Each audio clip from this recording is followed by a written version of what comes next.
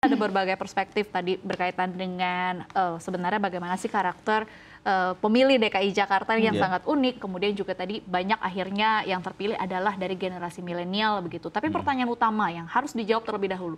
Jadi kita 1 atau 2 putaran nih, saya sebagai warga Jakarta bertanya kepada Mbak Esa. Sebenarnya lagi-lagi ya kita harus menyerahkan dulu, menunggu hasil dari rekapitulasinya KPU yang 16 Desember. Walaupun sebenarnya kalau kita lihat sejarahnya sih ya, quick count itu tidak akan jauh dari hasil dari KPU. Seperti kita lihat di Pilpres kemarin ya. Kalau kita lihat memang rata-ratanya 50,12%, artinya memang ada kemungkinan yang paling besar itu adalah 1 putaran saja. Karena dari dari aturan yang ada kan 50% bersatu suara. Artinya sebenarnya kalau 0,12 harusnya sudah sangat memenuhi ya. Pokoknya aturannya sudah clear. Sudah clear ya. Nggak bisa diubah-ubah lagi. Betul sekali. Jadi kalau melihat rata-rata dari yang kita lihat quick count-nya sih 1 putaran ya. Tapi lagi-lagi kita kan tidak boleh mendahului Tuhan. Dan yaitu quick count itu ada margin of error yang itu harus diperhitungkan ya gitu.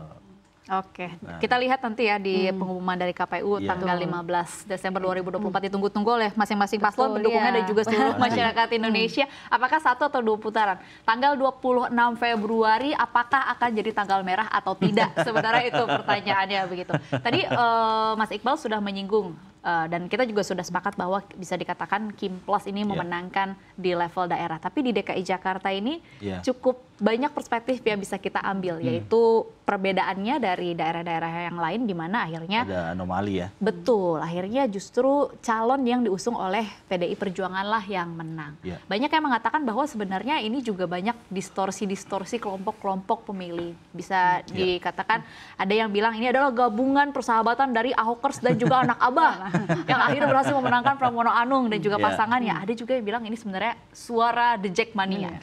Mungkin Mas Iqbal boleh komentar sebenarnya apa sih yang bisa kita ambil karakter dari pemilih di ibu kota Jakarta? Ya memang di luar dugaan ketika Pramono dan Rano unggul. Karena memang di berbagai survei kan sebelumnya memang Ridwan Kamil kan tinggi ya. Apalagi waktu jauh sebelum pencalonan secara resmi kan kalau kita ingat waktu itu kandidat yang beredar adalah Anies Baswedan, Basuki Cahayapurnama atau Ahok dan Ridwan Kamil. Jadi ketika Ahok dan Anies tidak jadi maju, jadi secara matematikanya harusnya Ridwan Kamil bisa memenangkan ini.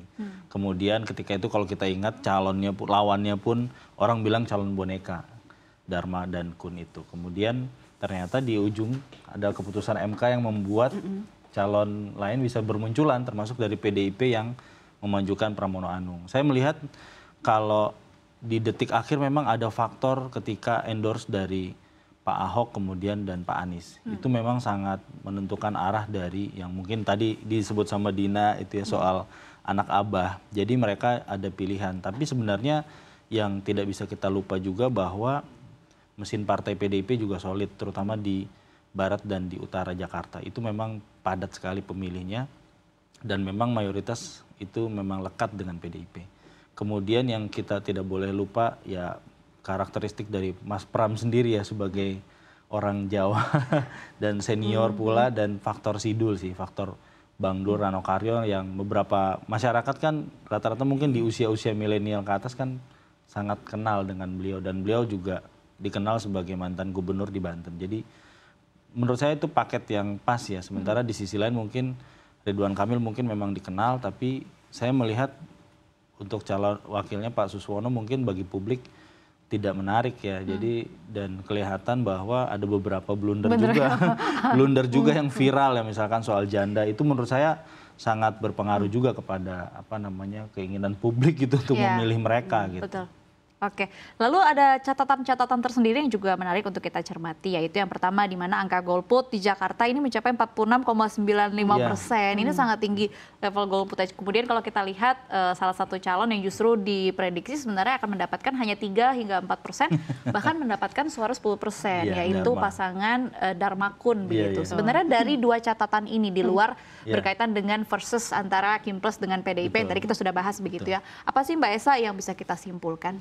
kita juga harus ingat bahwa pilkada ini hanya berapa bulan ya setelah pilpres ya. Artinya betul. masih ada bara-bara yang belum terselesaikan ya. Belum terselesaikan dan kita ingat banget bahwa pilpres kemarin kan lumayan mengerucut kenceng ya. Jadi ada mungkin orang yang akhirnya merasa kecewa dengan partai, ada orang yang merasa kecewa dengan pilihannya. Jadi ya sudahlah, saya pilih jalan tengahnya, tidak nyoblos atau seperti ingin membalas dendam dengan memberi suara ke berarti ada juga yang lain ada. Bisa dikatakan jenuh memilih atau ya itu mungkin tidak merasa suara saya tidak terwakilkan dimanapun ya. Betul, mungkin maunya partainya milih kandidat ini, tapi ternyata partainya memilih kandidat yang lain.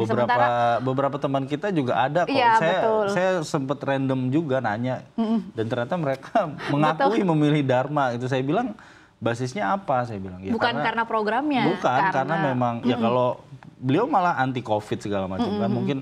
Bagi masyarakat Jakarta yang kita tahu sangat rasional, kayaknya tidak gitu mungkin ya. Gitu. Tapi ada kekecewaan memang ketika partai tidak bisa memajukan ya tadi ya 2 kandidat yang menurut saya dicintai ya mungkin diinginkan oleh warga Jakarta. Diinginkan Pak Anies dan Pak Ahok sih. Jadi mereka karena kecewa ya udahlah. Atau malah yang ekstrim memang tidak datang ya ketika kemarin sih. Oke, baik. Itu tadi berkaitan dengan DKI Jakarta ya, dengan karakternya yang sangat anomali begitu. Tapi ini sebenarnya mencerminkan bahwa bisa dikatakan kemenangan dari Pramono dan juga Rano Karno ini menunjukkan bahwa warga DKI Jakarta benar-benar melihat program. Sudah tidak lagi melihat siapa sih partai di baliknya. Apakah Mbak Esa setuju dengan hal tersebut? Karena kalau kita lihat sebenarnya itu sudah sangat tercermin ketika debat dan ketika kampanye ya, bahwa yang dikritisi itu adalah program-programnya yang mungkin untuk salah satu calon itu dianggap terlalu gimmick, terlalu mungkin bombastis, terlalu mercusuar. Sementara Jakarta ini kan orangnya sudah lelah ya.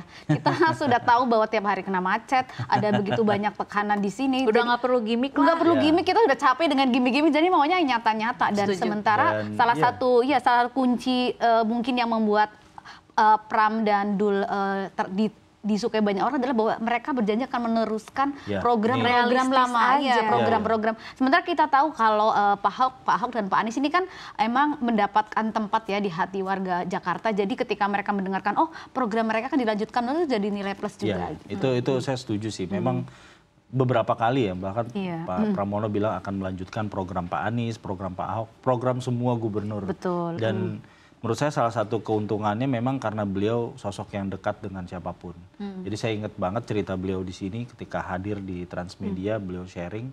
Salah satu pelajaran yang saya dapat adalah ketika beliau itu bisa diterima oleh semua elit. Di tengah elit politik.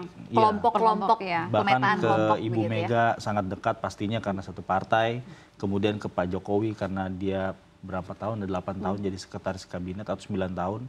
Kemudian dengan Pak SBY pun dekat, dengan Pak Prabowo pun dekat. Jadi saya rasa ketika zero enemy dan beliau bilang bahwa apa yang dititipkan pesan itu tidak pernah beliau ubah, ditambah atau dikurangi. Jadi beliau bisa diterima dan saya pikir ketika kalaupun nanti misalkan hasilnya beliau jadi pemenang dan menjadi gubernur, ya menurut saya tidak akan bermasalah juga walaupun partainya adalah berarti oposisi. Tidak akan ada di seberang pemerintah yang pada saat ini kalau menurut saya sih tidak akan berpengaruh besar ya. Jadi program-program di pemerintah pusat juga bisa disinkronisasi dengan Pemprov DKI menurut saya. Akan satu visi begitu menurut ya. saya. Oke, tapi baik. kita tunggu ya.